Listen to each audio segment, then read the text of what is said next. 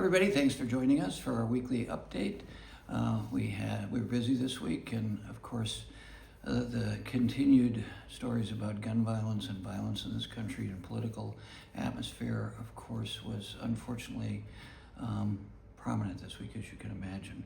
So once again, please, there's no room for violence in American democracy.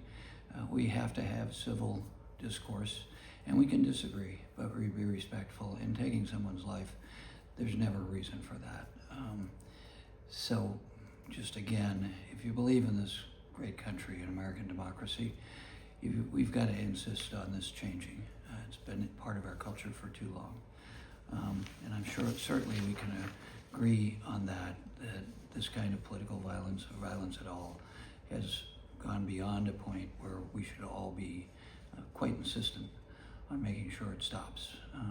Whether it's Republican, Democrat, doesn't make any difference. No one should be shot because of their political opinions and killed. So we were here for, we had a meeting of the HELP, Health, Employment, Labor, and Pension Subcommittee of the Educational Labor Committee, of which I'm the ranking member and chair when we were in charge. It was about anti-Semitism in the union movement. We've had a series of these directed mostly at higher education, and now the Republicans have moved on to the labor movement. No, we're against anti-Semitism. We should look at that. We should look at all forms of hate as well. And as I mentioned in my comments there, let's talk about other forms of racism and sexism and make sure that we're doing everything we can to prevent it. The labor movement is a very diverse group in this country. It created the middle class. And as a person with one of the highest AFL-CIO scores and a former member of both the Teamsters and the AFL-CIO, the labor movement's important to this country. It's a human institution, so is it perfect? No. It can always get better.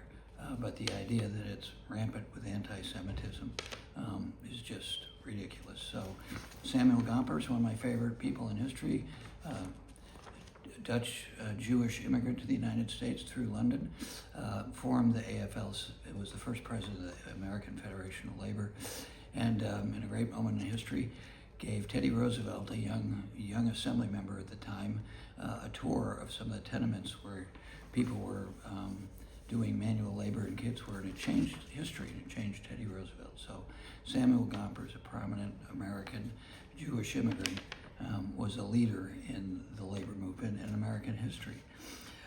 We did a couple 1-minute speeches on the floor. One to reassert again that gun violence, and particularly the one at Annunciation Church where kids were killed and shot while they were attending mass as they were going back to school. We did a 1 minute on that. You're 25% less likely to be involved in gun violence if you live in California because of our gun laws. And you can go to Giffords to see the research on that. Almost 35% less likely to be involved in gun violence in a school because of our policies. So spoke for 1 minute on that, and then just came back from speaking on 1 minute on suicide prevention, of which I am a survivor. My dad in 1989 took his life. I've spent a lot of time trying to discover why that happened to him and why it happens to so many people. 5% of the attempted suicides in the United States are by guns. Most attempts are by other means, but over 50% of the deaths by suicide are by guns. My dad had a gun available. We don't know how he got it. He shouldn't have had it. He had addiction and depression problems. So we should continue to look at all the reasons. But suicide is an epidemic in this country, and suicidal thoughts. So if you have them or know anyone, get help. There is good help out there. And you can call the 988 Suicide Prevention national number for that kind of high quality help.